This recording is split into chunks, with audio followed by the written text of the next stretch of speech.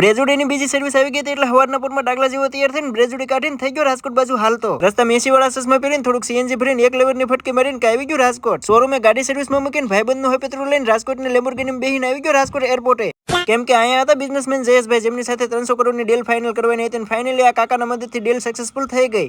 વાત 300 કરોડની હતી મોઢું મીઠું કરવાનું હતું પણ હાજરમાં કાંઈ હતું નહીં એટલે ભાઈબંધની થેલી ખોલીને એમ જ જામફળ ખાઈ લીધા. એમ તો હું ચા નથી પીતો પણ વાત બિઝનેસની હોય ને તો પી લઉં. ચા પીને રાજકોટની રેન્જ રોડમાં બેહીને આવી ગયો સૌરાષ્ટ્ર યુનિવર્સિટીને. અહીંયા મળી ગયા આપણા ફોલોઅર્સ ભાઈઓ. આમને મળીને વીઆઈપી સોફા ઉપર બેઠો બેઠો ભાઈબંધની રાહ જોતો હતો. ભાઈબંધ આવ્યો આમથી કાવાસાકી લઈ. ભાઈબંધ હારે રામ રામ કરીને ચૂપચાપ એની થેલી આપી દીધી ને એને મૂકી દીધી કાવાસાકીની ડેકીમાં. ટાઈમ થઈ ગયો તો બપોરનો એટલે સીધા આવી ગયા 5 સ્ટાર હોટલ અને અહીંથી 35 જાતના શાક ને 6 જાતની રોટલી પાર્સલ કરીને સીધા આવી ગયા રૂમે. અહીંયા આવીને આ બધું ઝાપટી ગયા. બંધ કરો હાથ જોડ કે. ઓકે હાલો બંધ કરી દો. આમે હું આ બ્લોગમાં ઘરે નહીં પગું કેમ કે રાજકોટની ટ્રાફિકમાં હલવાઈ ગયો છું. હાલો હું જાઉં છું પાર્ટ 2 બનાવવાનું. તમે બધા ફોલો અને સબસ્ક્રાઇબ કરી નાખજો.